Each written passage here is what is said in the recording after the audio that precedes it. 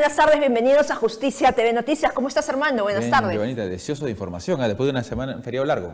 Así es, pero nosotros ya estamos cargados de información, listos ya con nuestros titulares.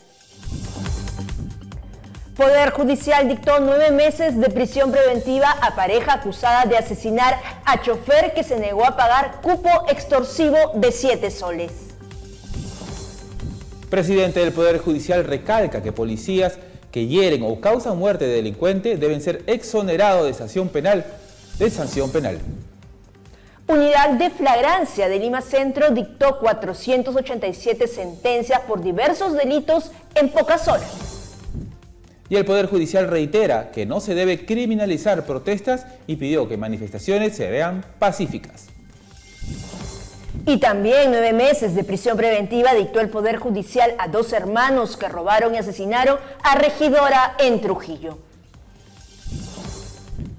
Bien, comenzamos con el desarrollo de la información, una decisión oportuna y firme del Poder Judicial frente a la inseguridad que se vive en el país por las extorsiones. La Corte de Lima Norte ordenó 9 meses de prisión preventiva para María Ruiz y Óscar Salinas, acusados de asesinar a un chofer que se negó a pagar 7 soles de cupos extorsivos. Los detalles nos lo cuenta Melody Sánchez. Esta judicatura resuelve declarar fundado el requerimiento de prisión preventiva formulado por el representante del segundo despacho de la primera Fiscalía Provincial Penal Corporativa de Lima Norte, formulado contra Óscar Alexis Salinas Hernández y María Elena Ruiz Bolívar por la presunta comisión de delito contra el patrimonio. La justicia no perdona. Una pareja que asesinó a un chofer por negarse a pagar un cupo diario pasará 9 meses en prisión preventiva. María Ruiz y Óscar Salinas, según las investigaciones, extorsionaban a su víctima y, al negarse a pagar, decidieron acabar con su vida. Según la Fiscalía, el joven de 21 años que trabajaba como chofer fue asesinado a sangre fría el 22 de septiembre en Los Olivos. El crimen ocurrió tras la falta de pago de un cupo de apenas 7 soles. Además, se reveló que la víctima estaba siendo extorsionada. Llega la dueña del vehículo, quien corrobora que ella también venía siendo extorsionada, pero ya por la suma de 500 soles como propietaria.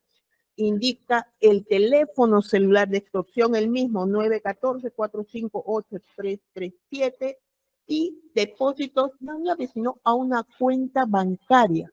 Asimismo, señaló que la víctima había transferido dinero a la cuenta de María Ruiz en 5 ocasiones, siendo la última el 18 de septiembre. Sin embargo, se retrasó debido a problemas mecánicos con su vehículo, lo que habría desencadenado el ataque mortal. Ante estas pruebas, el 10º Juzgado de Investigación Preparatoria de la Corte Superior de Lima Norte impuso la medida de prisión preventiva a María Ruiz y Óscar Salinas por su presunta participación en el asesinato del joven chofer. Además de extorsión, se les imputaron los delitos de tenencia ilegal de armas y microcomercialización de drogas. Pero no puede dejar más sorprendernos, indignarnos la vida por 7 soles, ¿no? Bien, y recordemos pues que este joven transportista fue una de las últimas víctimas fatales en realidad de estos extorsionadores, ¿no? Hay que decir que su caso precisamente fue una de las gotas que derramó el vaso pues para que de ahí se parta con el paro de transportistas que ocurrió en una primera ocasión. Ya mañana pues estamos viendo o ya hemos anunciado un segundo paro, sin embargo pues estaban entre la espada y la pared las personas dedicadas al transporte público, ¿no? Una de las situaciones que indignó tanto fue el de este joven de 21 años que salía precisamente en Los Olivos, estaba a la espera de que lleguen pasajeros a su unidad móvil cuando fue asaltado, cuando fue sorprendido fatalmente por sujetos pues que posteriormente habrían sido detenidos. La policía precisamente capturó a algunos de ellos y estos 2 son sentenciados a prisión preventiva en un primer momento, como lo hemos escuchado, ¿no es cierto? Y el chico ya había estado pagando los cupos extorsivos, lamentablemente, como decía él, como se conoció en el fallo, tuvo un problema mecánico, no pudo seguir pagando y le costó la vida. Lamentable, terrible realmente este tipo de informaciones. Y ahora les convertimos, llevan a los últimos fallos que se han emitido en las últimas horas aquí en el Poder Judicial. Fallos muy importantes, hay que decir, porque pues el delito y el crimen paga, y el Poder Judicial dictó 9 meses de prisión preventiva a pareja implicada en cobro de cupos a chofer que se negó a pagar 7 soles, lo que decíamos hace unos instantes, ¿no es cierto? Que fue asesinado. La Corte de Lima Norte impuso tal medida contra María Ruiz y Óscar Salini, investigados por extorsión. Vamos a un segundo tuit, a ver. Estamos acá y ya...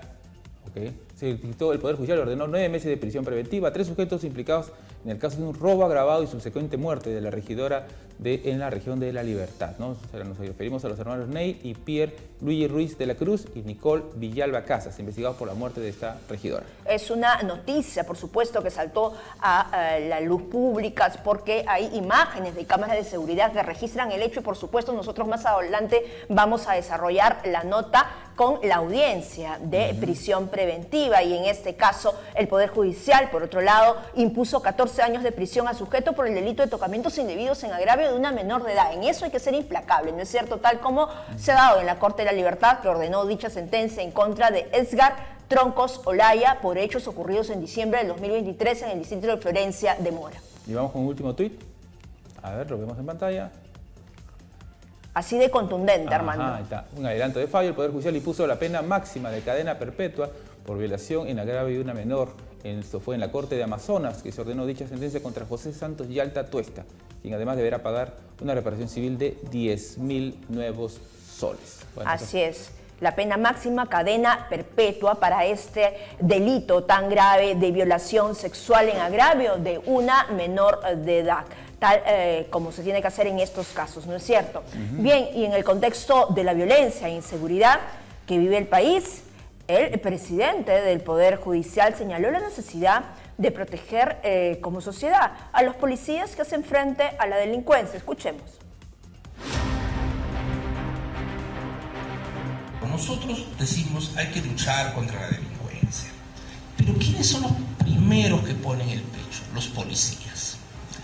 Pero cuando un delincuente es abatido, es herido, es golpeado en un enfrentamiento, resultan denunciados a la fiscalía y a veces hasta procesados. Se tiene que establecer claramente que los policías que en acto de servicio causen lesiones o muerte de delincuentes están exonerados de toda responsabilidad penal. El primero que da cara frente a la delincuencia es el policía, y por lo tanto el policía también tiene derecho a la vida, a la integridad, y tiene el derecho de abatir a aquel delincuente que con armas de fuego o con explosivos se enfrente.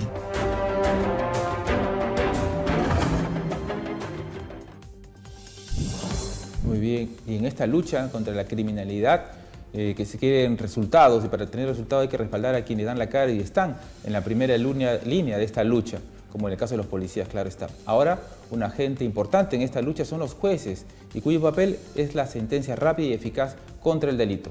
Un ejemplo es la Unidad de Flagrancia de Lima Centro, que dictó 487 sentencias en pocas horas. Veamos el informe. La Unidad de Flagrancia de Lima Centro viene combatiendo la criminalidad de manera frontal. Desde su creación el año pasado hasta la fecha se emitieron 487 sentencias. Esto en el marco de la inseguridad ciudadana que enfrenta el país, así como una ola de violencia extrema. Las unidades de flagrancia desplegadas en diferentes regiones del país, incluido Lima Centro, fortalecen la seguridad ciudadana, resolviendo procesos en menos de 72 horas. Esto debido a tener en un mismo lugar a los operadores de justicia, la Policía Nacional, el Ministerio Público, la Defensa Pública y el Poder Judicial. En Lima Centro, a la fecha, son 680 personas detenidas, emitiendo sentencias en 576 para los delitos de hurto, robo, peligro común, tenencia ilegal de armas, violencia, entre otros. Dentro de la gestión del doctor Arévalo Vela se han inaugurado 12 unidades de flagrancia delictiva, emitiendo sentencias oportunas que castigan a la delincuencia. Próximamente se pondrán en funcionamiento las unidades de flagrancia en las regiones de Cusco, Ica, Piura, Tumbes y en el distrito de Puente Piedra, Ventanilla, para combatir con mayor eficacia la inseguridad ciudadana y la criminalidad.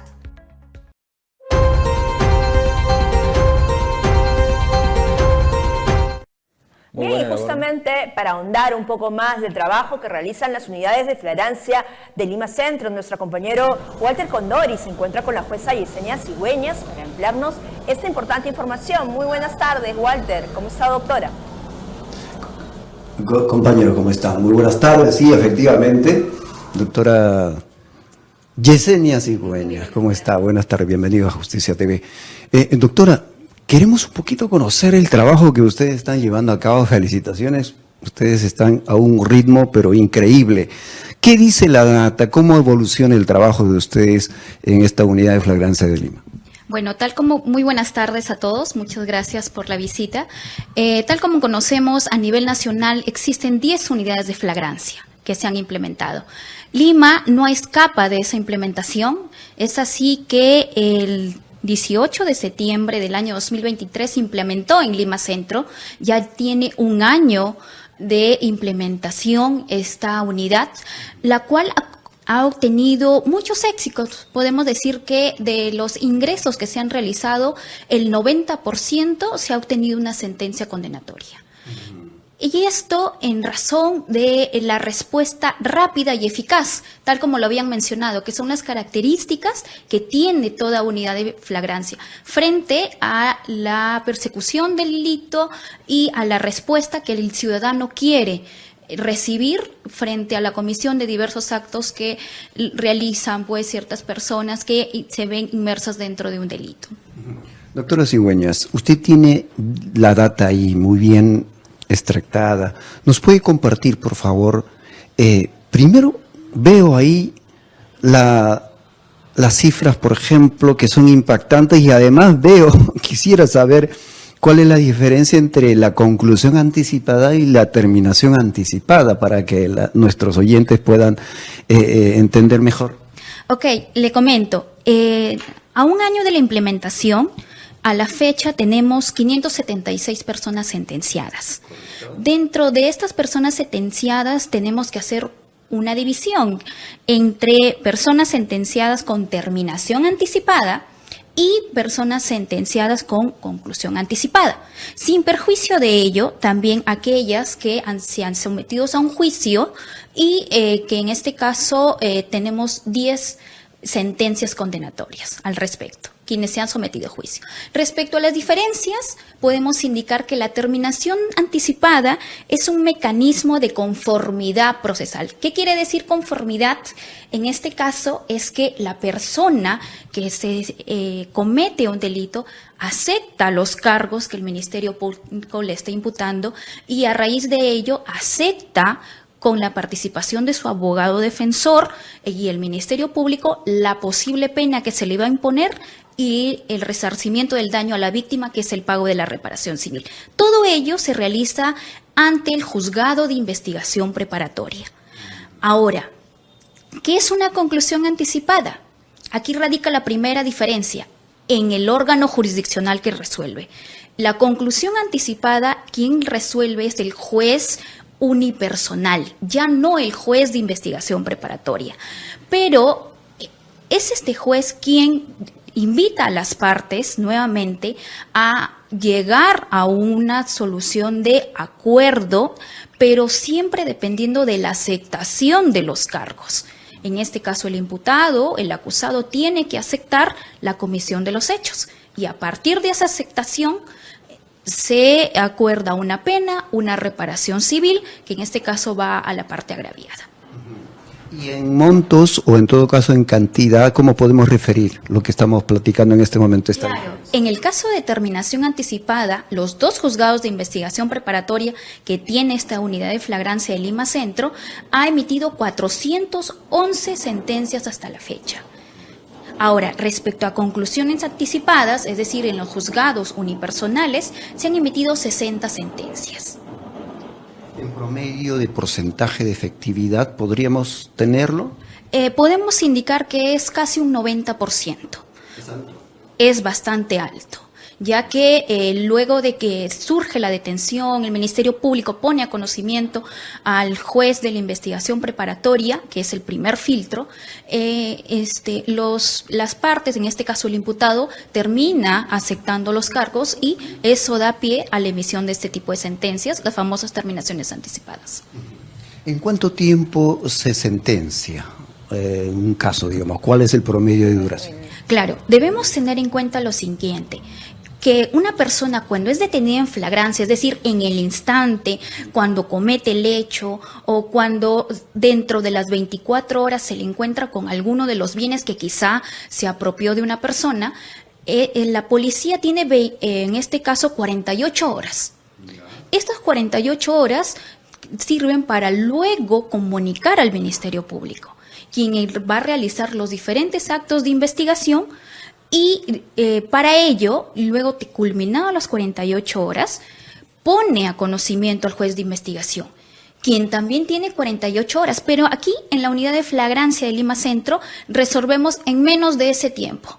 Es decir, apenas recibimos la comunicación, suponiendo, por ejemplo, 8 de la mañana estamos recibiendo esa comunicación, estamos programando en un plazo de 4 horas aproximadamente la audiencia para que en este caso se pueda resolver la situación jurídica de esa persona. Antes de cambiar de tema, compañeros, si ustedes tienen preguntas en estudios, la doctora Cigüeña les escucha.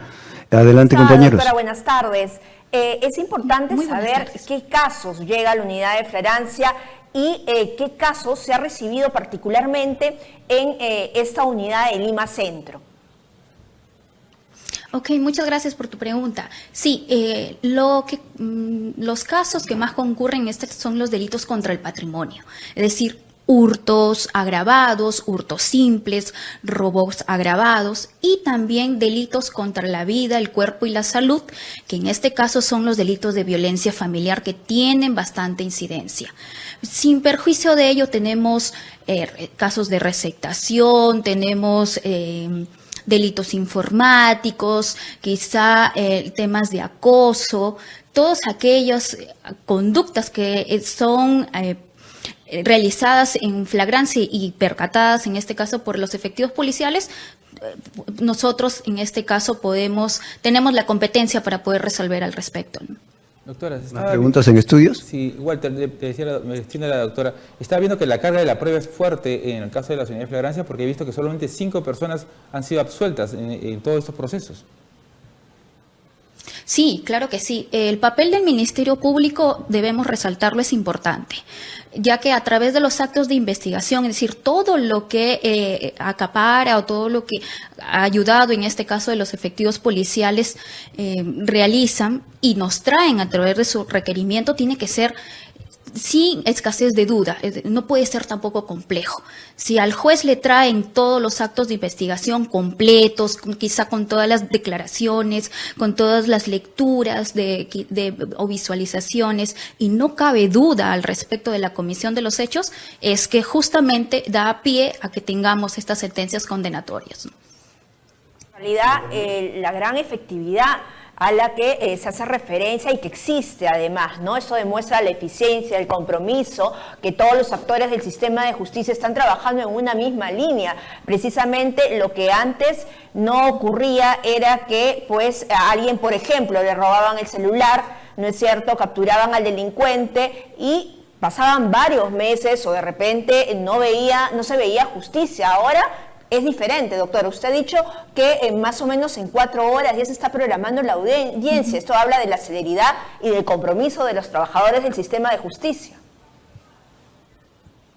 Sí, así es. Lo que procuramos en especial en este despacho, al igual que los otros colegas, es que la situación jurídica de la persona que se encuentra detenida se resuelva en un tiempo proporcional y razonable, sin menguar en este caso su derecho a la defensa, por el cual también deben ser asistidos, ¿no? Para ello, justamente, tengo que resaltar que en esta unidad de flagrancia se encuentran los defensores públicos, que, agradecemos también el apoyo que brindan, ya que los imputados tampoco no se ven, no pueden aducir en este caso un indebido proceso o la falta de un abogado, ya que los tenemos en el mismo edificio incluso, ¿no?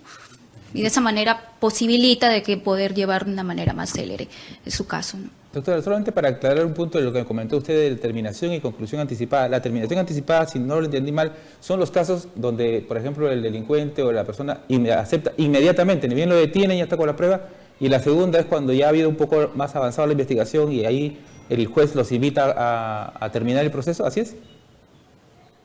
Te comento, en ambos casos el imputado tiene que aceptar los cargos, solo que la diferencia es la competencia jurisdiccional.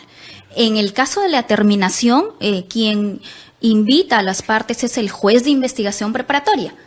En el caso de conclusión, quien invita es el juzgado penal unipersonal. Pero seguro te preguntarás, ¿y cómo es que un caso que pasa por investigación preparatoria pasa a un juzgado unipersonal? Es que algunas veces algunos imputados no aceptan, en este caso, los cargos en primera instancia.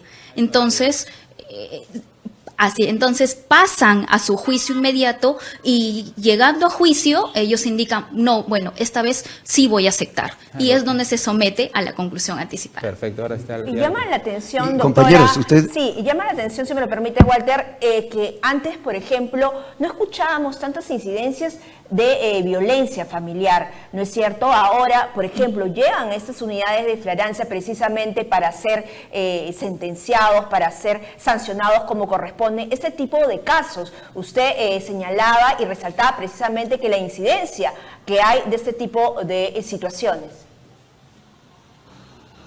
Sí, claro que sí. Bueno, lastimosamente en nuestro país los casos de violencia han ido aumentando y la unidad de flagrancia ha recibido un buen número hasta la fecha de estos casos. Casi 113 casos, si es que la memoria no me falla, de violencia familiar, que estos pues han tenido una respuesta inmediata por parte de los órganos jurisdiccionales, ¿no? Doctora, mañana se están anunciando un paro, ¿no? Ajá, mañana sí, justo un paro y queríamos conocer, si bien el paro tiene una protesta contra la delincuencia, en ninguna manifestación se aceptan casos de violencia y me imagino que en estos casos la unidad de flagrancia estará lista, ¿no? Para casos de que se tenga que ser requerida, ¿no? Claro, sabemos que nuestra Constitución en el artículo 2 establece que toda persona tiene derecho a protestar, tiene derecho a reunirse, pero hay algo clave, pacíficamente. Pero como todo derecho hay ciertas restricciones, tiene un límite. Y en este caso, si las personas ejercen un tipo de violencia, ¿no? Ya sea al dominio público o privado o contra la integridad de las personas, en este caso ya tendrán que tener una respuesta por parte de la autoridad competente y luego de evaluar el Ministerio Público si corresponde en este caso una acción en flagrancia y sobre todo un delito, las unidades de flagrancia trabajamos 24 horas y para poder recibir este tipo de requerimientos, ¿no? Eso es importante señalar, ¿no es cierto? Compañeros, Y que, por supuesto, la población sepa, porque hay derecho, por supuesto, de protestar, de salir, de alzar la voz de protesta. Es el derecho, pero, digamos, el derecho de uno acaba cuando empieza el derecho de la otra persona. Y para eso están las unidades de flagrancia, para sancionar y sentenciar en caso se requiera de una manera célere. Así es. Estamos nosotros presentes, ¿no? Para poder responder ante los requerimientos que se puedan presentar, ¿no? Y sobre todo en beneficio de aquellos ciudadanos que puedan verse agraviados, ¿no? Frente a cualquier comisión de delito. ¿Cuál es el reto, en todo caso, para ustedes en esta unidad de flagrancia en lo que queda del año? Coméntenos, por favor. El reto, podemos indicar de que poder resolver de una manera más célere, que en este caso aquella persona que llega a esta unidad y acepta los cargos, porque toda persona tiene derecho también a poder, en este caso, defenderse, tenga una sentencia justa y razonable también, que es lo que corresponde. Y, sobre todo, que la parte agraviada vea esta respuesta inmediata de los órganos jurisdiccionales y no se vea desprotegida por parte de, en este caso de nosotros, ¿no? De todos los servidores del Poder Judicial y en especial de las unidades de flagrancia. El recurso humano es importante. ¿Cuántos laboran en total? Somos 3 jueces, somos 2 juzgados de investigación preparatoria, un juzgado penal unipersonal, los cuales tenemos 3 secretarios de causa, 3 especialistas de audio. Usted sabe que como recién estamos empezando, el recurso humano que nos acompaña todavía es un poco reducido, esperemos que vaya en aumento, pero bueno, el personal es muy idóneo que nos viene acompañando y gracias a ellos también hay que resaltar, ya que no solamente los jueces somos los únicos, papel que nosotros desempeñamos no es el único, sino también el personal que gracias a ellos también caminamos, ¿no? Claro que sí. Bueno, compañeros, felicitaciones, doctora. Muchas gracias. En todo caso, en otro momento estaremos. Muchas gracias también por la invitación. Sí, por supuesto, Adelante felicitaciones. ustedes, compañeros en estudios. Claro que sí, igual te felicitaciones a la doctora, a todo el equipo de trabajo, además, pues, que hacen posible que, digamos, las personas se encuentren asidero en busca de la justicia. Hay que decir que son varios representantes, ¿no es cierto? El Poder Judicial, la Policía, el Ministerio Público, el Ministerio de Justicia con la Defensa Pública, todos al unísono, precisamente para que las demandas sean escuchadas y tengan asidero. Perfecto, muchas gracias, doctora. Gracias, Walter, por el enlace. Bueno, continuamos ahora, escuchemos las palabras del presidente del Poder Judicial, quien se pronunció en Cajamarca sobre las protestas callejeras y el clima de inseguridad en el país. Escuchemos. Si unos trabajadores en huelga salen a protestar y obstruyen una vía de comunicación, no vamos a decir porque son unos criminales, sería un abuso. Pero si unos sujetos, cuando usted pasa, le disparan, le tiran una granada o lo que fuera, eso no está protestando nada, eso está pidiendo un cupo, ¿no? El fiscal tiene que entender que no es lo mismo unos trabajadores en huelga que unos delincuentes que estén pues estorbando, pero para cobrar un cupo, tirando granadas, en fin, disparando. No entiendo por qué se mezcla una cosa por otra. Es una falta de respeto a nuestros trabajadores y a nuestros sindicatos. Bien, eran palabras del doctor Javier Arévalo Vela con respecto pues a protestas y protestas, ¿no es cierto? Más claro, ni el agua. Y debido a la inseguridad ciudadana, mañana jueves 10, diversos gremios y sectores del país acatarán un paro nacional en protesta por la ola de extorsiones que se vive. Melody Sánchez nos detalla. Adelante. Este jueves 10 de octubre, los transportistas y varios gremios del país llevarán a cabo un paro nacional en demanda de mayor seguridad ante la creciente ola de delincuencia. Hemos tenido la reunión para aprobar el paro para el 10 de octubre en defensa de la vida y contra el sicariato y las extorsiones por parte de los delincuentes comunes y del Estado. La medida de fuerza ha sido convocada por los transportistas y ha sumado el apoyo de gremios de taxistas, panaderos, comerciantes de mercados, ambientalistas, mineros, colectiveros y estudiantes. Este movimiento cobra fuerza tras la declaración de estado de emergencia en 14 distritos de Lima y Callao, que no ha mostrado resultados favorables para frenar la violencia. Entre las principales demandas de los manifestantes se encuentra la derogatoria de la Ley 32.108, considerada un obstáculo para combatir el crimen organizado, así como la oposición a la Ley de Terrorismo Urbano. Y nosotros solamente cumplimos como dirigentes de hacer un llamado a este gobierno.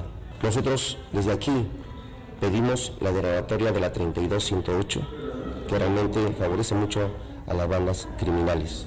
Por su parte, el presidente del Poder Judicial, Javier Arévalo, aclaró que las protestas pacíficas serán respetadas, pero advirtió que cualquier acto violento no será tolerado.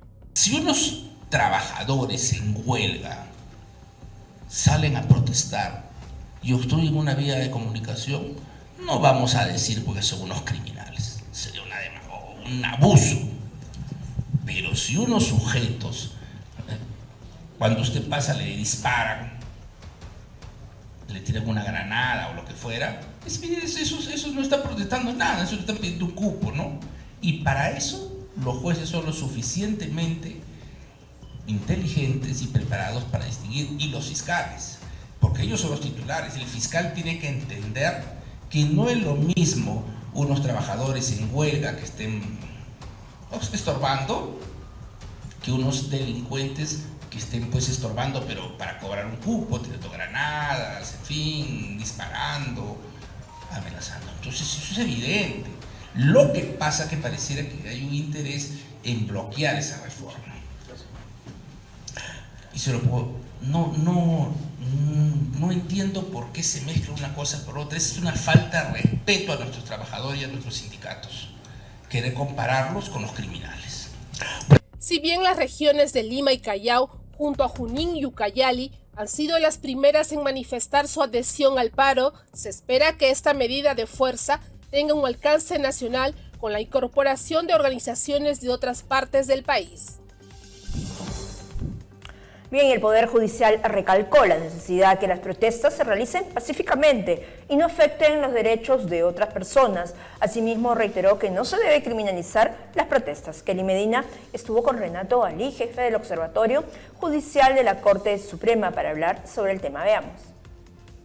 Que la manifestación, la protesta, como expresiones de la libertad de reunión y la libertad de expresión, en la medida en que sean pacíficas y no afecten los derechos de otras personas, no pueden ser materia de criminalización. Esta es la clara posición del Poder Judicial ante las manifestaciones que puedan realizar por parte de un sector reclamando sus derechos. Renato Ali Núñez, jefe del Observatorio Judicial de la Corte Suprema de Justicia, nos explica sobre lo que constitucionalmente se contempla como derechos de los ciudadanos, el poder manifestarse pacíficamente. La Constitución garantiza el derecho a la libertad de expresión y también a la libertad de reunión. Y como tal, estos dos derechos, al fusionarse, permiten inferir la posibilidad de protestar ante situaciones que los ciudadanos convengan como no justas o que necesiten algún tipo de llamamiento ante las autoridades para que tomen acciones. Esto teniendo en cuenta siempre que no se debe causar perjuicio a otras personas que no quieran participar en las protestas o que deseen continuar con el libre desenvolvimiento de su vida. Está garantizada, ¿no?, las protestas, las marchas, las acciones de llamamientos a la población, en la medida en que estos no causen violencia ni causen daños a personas, a instituciones, a infraestructuras, a servicios. Quiere decir que si una persona o grupo de personas bloquea carreteras, impidiendo el tránsito, afectando servicios básicos como ambulancias, bomberos, policías o todo aquello que requiere un tema de urgencia o emergencia, serán sancionados ya que ocasionan perjuicios. Y si en este caso han habido excesos por parte de ciudadanos al momento de manifestarse, tienen que ser sancionados porque es lo que corresponde en una sociedad democrática. Se debe tener en cuenta la posición del Poder Judicial, que no criminaliza la protesta, pero sí sanciona la afectación de los servicios básicos vitales para todo ciudadano. Y el Poder Judicial advirtió que aquel ciudadano que agreda físicamente a un policía o a otra autoridad puede recibir hasta 6 años de cárcel efectiva. Melody Sánchez nos amplía. Por el hecho que tenga familiares de alto mando, no quiere decir que vas a hacer lo que a usted le da la gana, caballero, ¿ya? Yo soy viniendo ¿Se va a identificar, sí o no? Agredir a un policía no es un juego. La jueza de la Corte Superior de Justicia de Lima, Yavari Villanueva, advierte que este delito puede acarrear hasta 6 años de prisión. Cualquier acto de violencia física contra una autoridad es considerado un delito de lesiones leves y tiene serias consecuencias legales. Ahora bien, ¿qué sucede si es que en caso la lesión no califica como grave, puesto que los días de atención facultativa son de 10 a 20 días de atención facultativa? En estos casos, cuando la víctima, que es el funcionario, resulta lesionado, la sanción va a ser de 3 a 6 años de privación de libertad. Y si es que en caso, producto de estas lesiones leves, la víctima llega a fallecer, la sanción va a ser de 8 a 14 años de privación de libertad. La jueza explica que cualquier lesión a un funcionario público Incluso si es menor a 10 días, se castiga con cárcel. Esto se debe a que atacar a alguien que está cumpliendo con su deber es un agravante. Hay que recordar en estos casos que el Código Penal establece de forma general que este tipo de sanciones van a considerarse una falta. Sin embargo, se considera como circunstancia agravante cuando la víctima es un funcionario público. En ese sentido, si es que la sanción fuera, por ejemplo, de 0 a 10, o en este caso los días de incapacidad que se le vaya a dar sea de 0 a 10 días de incapacidad, el hecho ya no va a constituir una falta, sino va a constituir un delito. Y este delito va a ser el de lesiones leves por la circunstancia agravante de la condición de la víctima. Esto es ser un funcionario. Además, la magistrada Yavari Villanueva destacó que el homicidio de autoridades como presidentes o congresistas puede conllevar penas de hasta 35 años de prisión y en casos de sicariato contra funcionarios, la pena máxima es cadena perpetua. El artículo 108A del Código Penal sanciona aquella conducta por el cual se finaliza con la vida de una autoridad, un alto funcionario, conforme se haya establecido en el artículo 39 de la Constitución Política del Perú. Entonces, aquella persona que da muerte a un alto funcionario es una conducta sumamente reprochable en nuestro Código Penal, que se encuentra sancionado con 25 años hasta 35 años de pena privativa de libertad. Tenemos que precisar que se consideran altos funcionarios conforme al artículo 39 de la Constitución al presidente o la presidenta de la República, a los ministros, senadores, diputados, jueces supremos, fiscales supremos, al defensor del pueblo, igualmente aquellos que han sido elegidos por el pueblo, como por ejemplo alcaldes, regidores y toda autoridad. En este sentido, esta sanción pues resulta ser sancionable porque lo que pretende cautelar es la integridad de estas personas cuando ejercen sus funciones. En un llamado a la ciudadanía, se recuerda que cualquier forma de maltrato a un funcionario público también está penado con sanciones que pueden incluir jornadas de trabajo comunitarias. Bien, y ahora les contamos que en Trujillo se logró la captura de un sujeto que asesinó a tiros a un joven en un supuesto crimen pasional. La policía investiga todos los pormenores del asesinato para corroborar la inicial versión del asesino. Veamos. Justificó el horrendo asesinato porque su víctima estaba con su pareja. Este sujeto se llama Juan Felipe Echevarría Quiñones, de 21 años. Tras su detención, describe con extrema frialdad que propinó más de 6 disparos a Ricardo Ray Tobar Ruiz, de 19 años. Los hechos tuvieron lugar en la cuadra 4 de la calle John F. Kennedy de la urbanización La Perla en Trujillo, donde la víctima se encontraba tras haber tenido una cita con la pareja de Echevarría Quiñones. Según testigos, sujetos desconocidos se aproximaron y abrieron fuego al estudiante Ricardo Ray Tobar Ruiz. La víctima, gravemente herida, fue trasladado de emergencia en una ambulancia al Hospital Belén de Trujillo por un amigo cercano que lo auxilió. A pesar de los esfuerzos médicos, el joven falleció debido a las múltiples lesiones ocasionadas por los disparos. El diagnóstico oficial del hospital fue por proyectil de arma de fuego, confirmándose su muerte minutos después de su ingreso. Las investigaciones continúan en curso para determinar las circunstancias exactas del crimen y posibles cómplices. Terrible caso. Bien, hacemos una breve pausa y volvemos después del corte.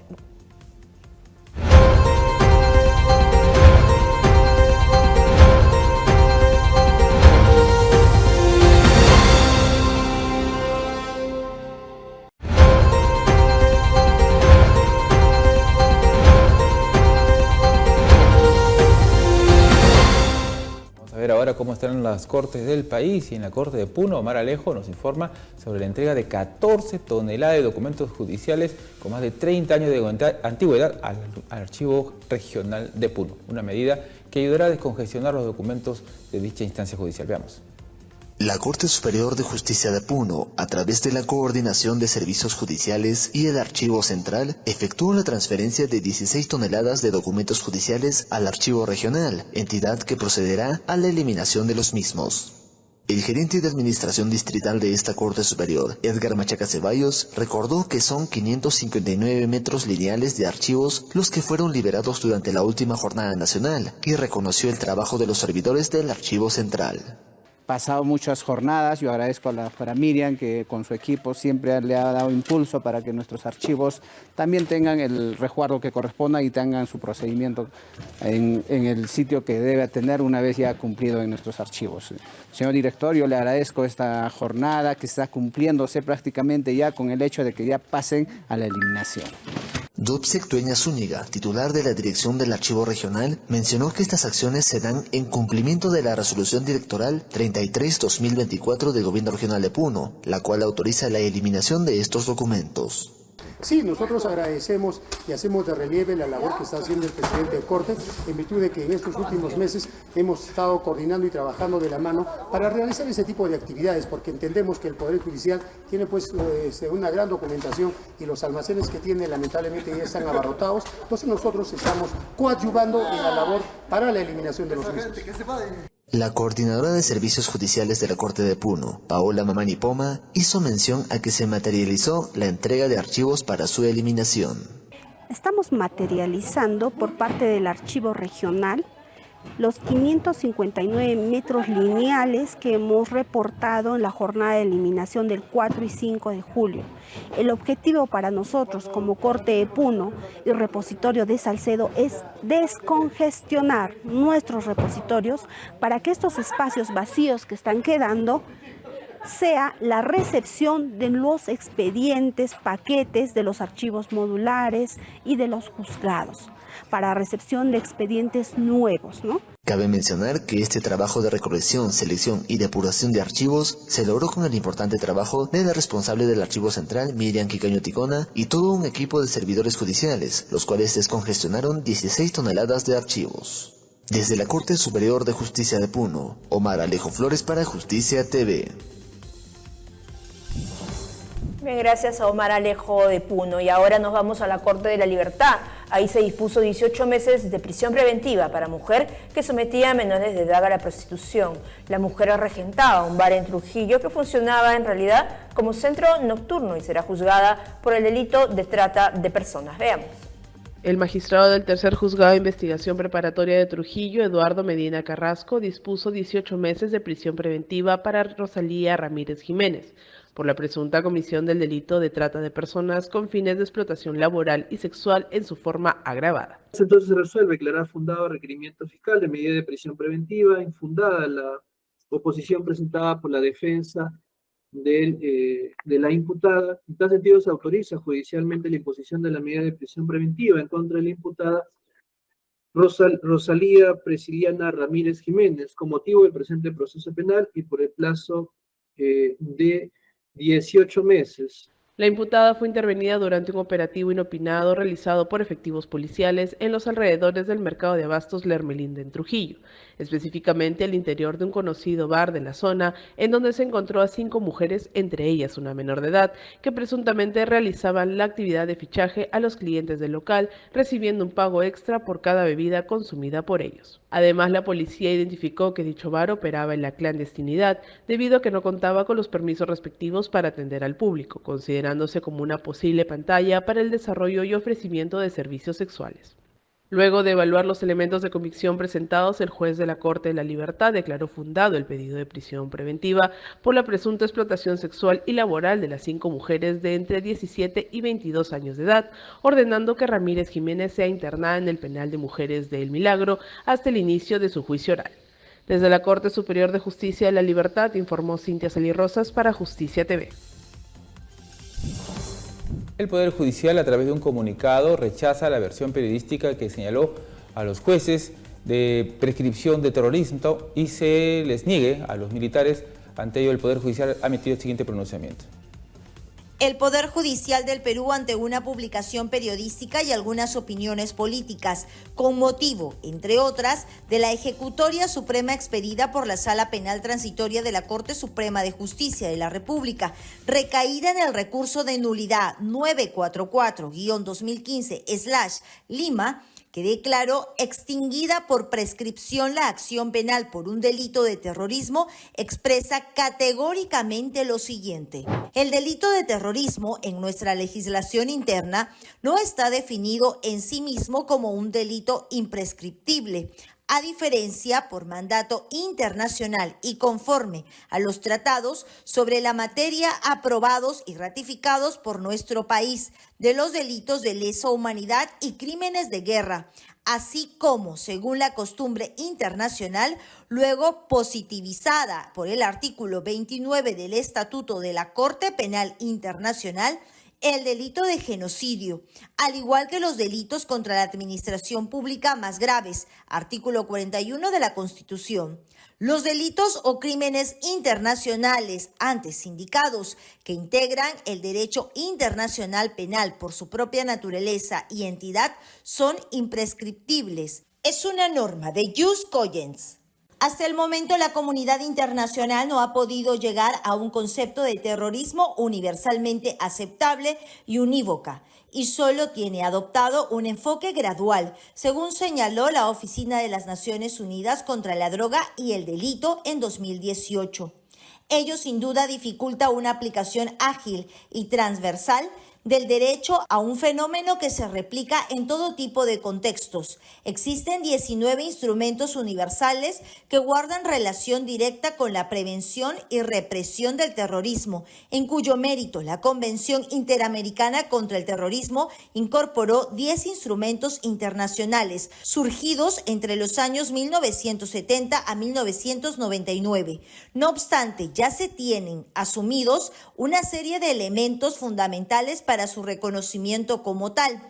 Uno de los avances más relevantes al respecto es la definición acordada por la Unión Europea en la Directiva 2017/541 del Parlamento Europeo y del Consejo del 15 de marzo de 2017, en cuyo artículo 3 castiga como terrorismo los actos intencionados, 10 supuestos, que por su naturaleza o contexto pueden perjudicar gravemente a un país o una organización internacional, que se cometan con la finalidad de intimidar gravemente a una población, obligar indebidamente o destruir las estructuras políticas, constitucionales, económicas o sociales fundamentales de un país o de una organización internacional. Lo relevante a estos efectos es que, hasta el momento, en ninguno de los citados instrumentos internacionales se sanciona la imprescriptibilidad de estos delitos. Más allá de una definición de terrorismo en sede de derecho interno, lo relevante es identificar los hechos objeto del proceso penal y, para los efectos de la prescripción del delito, determinar si se subsumen, si tienen encaje en un supuesto del delito de lesa humanidad, genocidio o crimen de guerra, internacionalmente reconocido por el derecho internacional de los derechos humanos y del derecho internacional penal, en cuyo caso, con independencia de tipificación en sede nacional, será un delito imprescriptible. Incluso, así lo reconoció el Tribunal Constitucional en la sentencia 24-2010-PI/TC de 21 de marzo de 2011. En el caso judicial, materia de análisis, no solo el Ministerio Público no calificó los hechos como delito de lesa humanidad, sino que por sus propios elementos característicos no se estaba ante un delito de esa categoría de derecho internacional penal. El Poder Judicial debe aplicar el principio de legalidad penal y las disposiciones o mandatos que al respecto enuncie la ley internacional, que, como tal, integra el derecho interno conforme al artículo 55 de la Constitución. No se trata, como equivocadamente se sostiene, de negar la prescripción a una categoría de personas en desmedro de la justicia material y de aprobar irrazonablemente a otras personas. Se trata simplemente de aplicar la ley. No se puede imputar a los jueces la falta de un desarrollo legal de los delitos en cuestión y de la expresa consideración para los delitos de terrorismo de su imprescriptibilidad. Sin perjuicio del derecho fundamental a la crítica de las resoluciones judiciales, corresponde a quienes libremente lo ejercen informarse plenamente de los derechos y del ordenamiento jurídico que motivó la Ejecutoria Suprema criticada y proceder con mesura a emitir su información y opinión. Lima, 8 de octubre de 2024.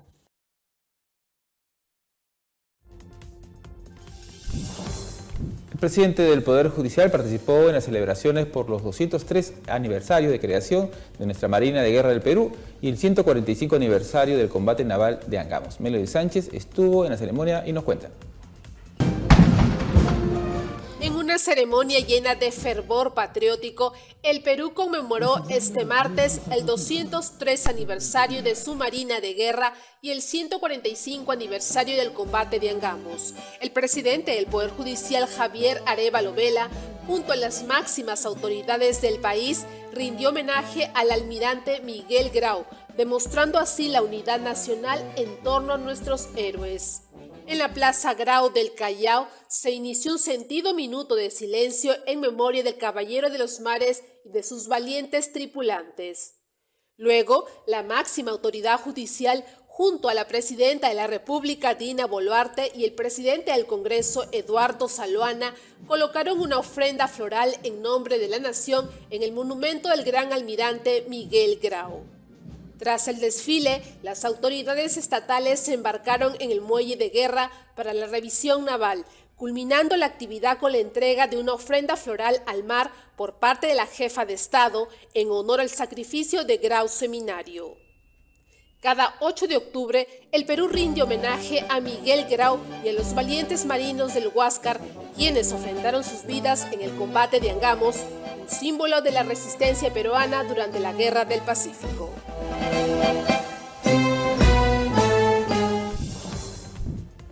Bien, y ahora les contamos que la Corte de la Libertad lideró el medallero en los 20º Juegos Deportivos Judiciales llevado a cabo en la ciudad de Cajamarca, una jornada de confraternidad y fomento al deporte de la familia judicial. Veamos.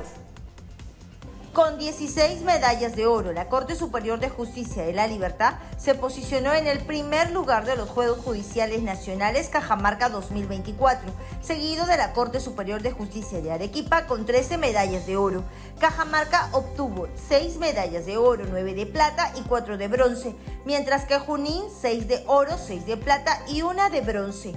Más de 3.000 deportistas entre jueces, juezas, personal jurisdiccional y administrativo de las 35 Cortes Superiores de Justicia, Corte Suprema de Justicia, Gerencia General, Consejo Ejecutivo y otras dependencias del Poder Judicial participaron en diferentes disciplinas deportivas como fútbol, vóley, básquet, atletismo, natación, ciclismo, tiro al sapo, ajedrez, paleta frontón, tenis de mesa y otras. Los deportistas participaron en diversas categorías según la edad y el género de los competidores, y los ganadores de cada categoría se hicieron acreedores de medallas de oro, plata y bronce.